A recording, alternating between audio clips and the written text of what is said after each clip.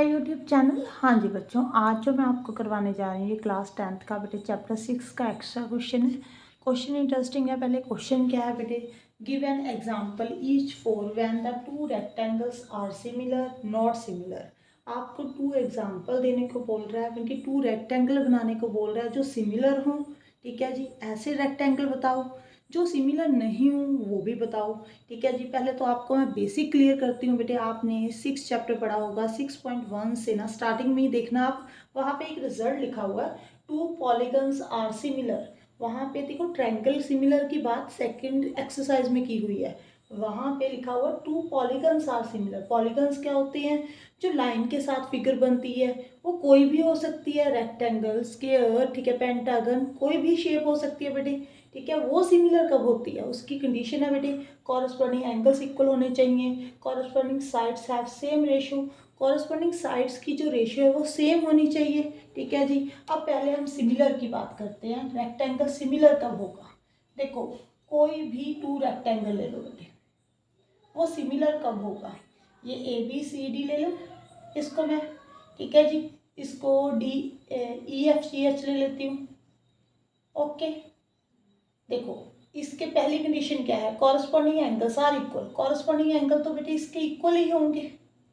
ये देखो रेक्टेंगल में यहाँ पे भी 90 डिग्री बनता है, यहाँ पे भी। ठीक है, फर्स्ट कंडीशन क्या है, एंगल्स आर इक्वल। तो कोई भी टू रेक्टेंगल लेकर देख लो बेटे, सबके जो बल्कि एंगल है वो इक्वल होंगे, 90 डिग्री एंगल बनेगा।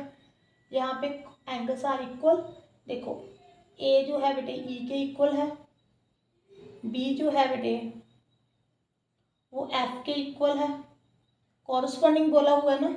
डी जो है बेटे वो एच के इक्वल है, सी जो है बेटे वो जी के इक्वल है। ठीक है जी, ये देखो फर्स्ट कंडीशन तो हो गई क्लियर। अब सेकंड क्या बोला है, corresponding sides have same ratio. जब इसकी साइड्स की आपने रेशियो लेनी है ना, वो सेम होनी चाहिए बेटे। अब देखो इसकी लेंथ ब्रेथ आपने अपनी तरफ से माननी है, बस ऐसी मानना जब आप उसकी रेशियो फाइंड करो, ठीक है, वो इक्वल आ जाए। मान लो यहाँ पे मैं ले रही हूँ बेटे 3 सेंटीमीटर, यहाँ पे ले रही हूँ मैं 4 सेंटीमीटर। ठीक है जी, रेक्टेंगल की अपोजिट साइड्स क्या होती है, इक्वल होती हैं। अगर ये 3 है तो ये भी 3 होगा, अगर ये 4 है तो ये भी 4 होगा बेटे। अब इसके कॉरस्पॉन्डिंग रेशियो जो है वो, कॉरस्पॉन्डिंग साइड्स की जो रेशियो है वो सेम होनी चाहिए बेटे। अब आप अपनी तरफ से ही कोई ऐसी मतलब यहाँ पे साइड लेना, जब उसकी रेशियो फाइंड करोगे वो इक्वल आ जाए। यहाँ पे मैं 6 ले लेती हूँ बेटे, यहाँ पे 8। अगर ये 6 है तो ये भी 6 होगा, अगर ये 8 है तो ये भी 8 होगा।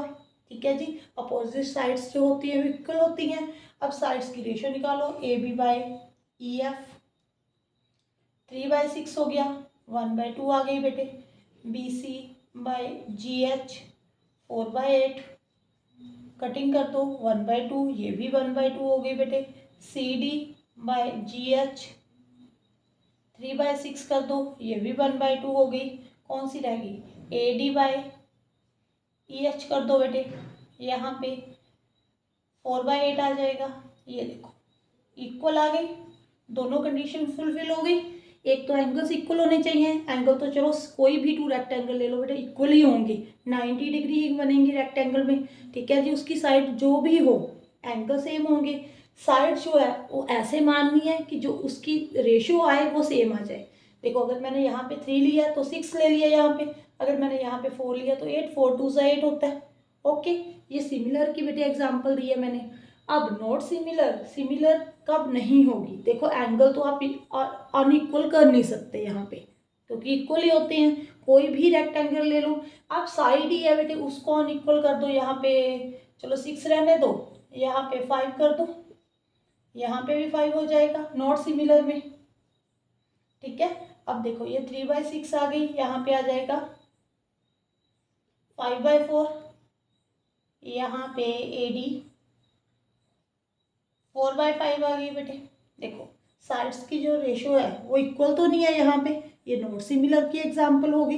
बस आपको ना देखो कभी भी CBSE ऐसा कोई क्वेश्चन नहीं डालती जो आपकी बुक में कॉन्सेप्ट ना हो। आपकी बुक में ही कॉन्सेप्ट होते हैं, वो आप अच्छे से पढ़ते नहीं हो। ठीक है जी, देखो सिमिलर ऑफ ट्रायंगल तो सबने पढ़ा हुआ है, बट टू पॉलीगन्स को कब सिमिलर करना है, ठीक है, वो आपने नहीं पढ़ा होगा। अगर वीडियो अच्छी लगे तो वीडियो को लाइक करना और चैनल को सब्सक्राइब जरूर कर देना। Thank you for watching.